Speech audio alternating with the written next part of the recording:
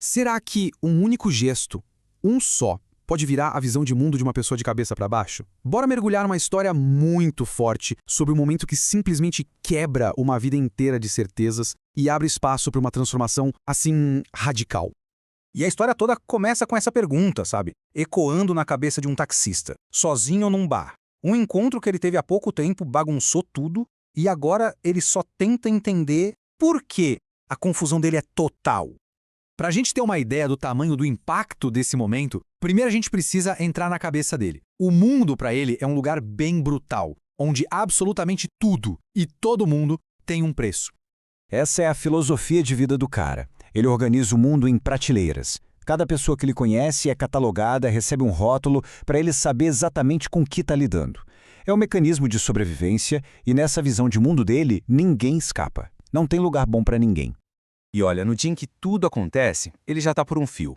O dia começa com a ex ligando para pedir dinheiro, xingando.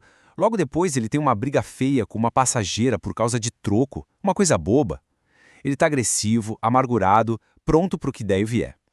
É nesse estado de espírito, nesse exato momento, que a pessoa que vai virar o jogo entra no táxi dele. Um passageiro que ele simplesmente não consegue colocar em nenhuma das suas prateleiras.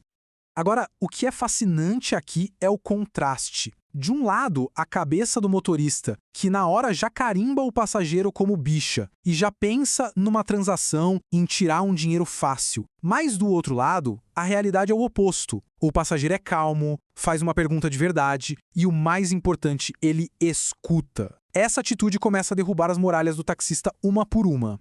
E aquela pergunta tão simples, por quê? Ela funciona como uma chave. Uma chave que abre a porteira para uma confissão brutal, sem filtro nenhum. Ele despeja tudo. A raiva imediata dele vem daí. A pressão por causa de um filho que ele nunca quis e a necessidade de R$ 500 para um violino, uma coisa que para ele é o cúmulo do absurdo. E no meio dessa enxurrada de desabafos, ele revela abertamente a profissão antiga dele. Ele não só admite que foi michê, como fala com um certo orgulho amargo que tudo que ele tem hoje, o táxi, o apartamento, veio daí.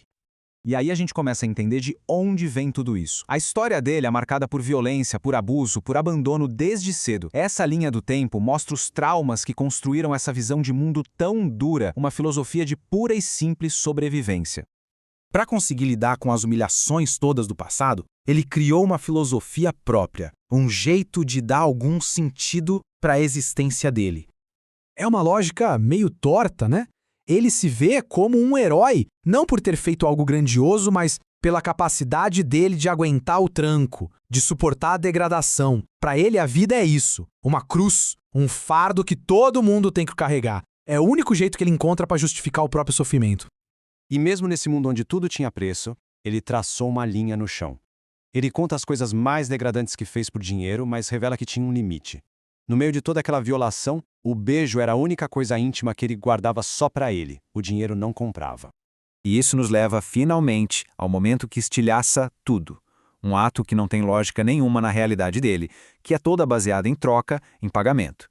No final da corrida, o passageiro entrega para ele um presente. 5 notas de R$ 100. R$ 500. Exatamente o valor que ele precisava para o violino do filho. A reação dele é na hora, é instintiva. A cabeça dele só consegue processar aquilo de um jeito, transformando em serviço.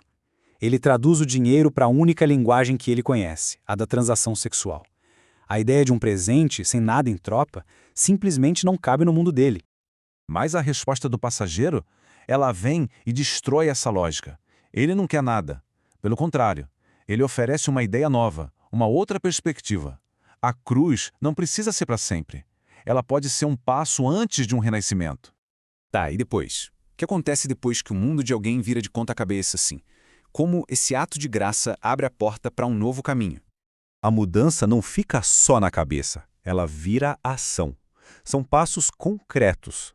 Ele sai daquele ressentimento amargo e começa a tomar decisões. Decisões positivas focadas naquele filho que, até poucas horas atrás, ele desprezava. E é ali, sentado no bar, remoendo tudo, que a ficha finalmente cai. Ele entende, talvez pela primeira vez, que um gesto de pura bondade, sem nenhuma segunda intenção, tem o poder de mudar completamente o rumo da vida de alguém.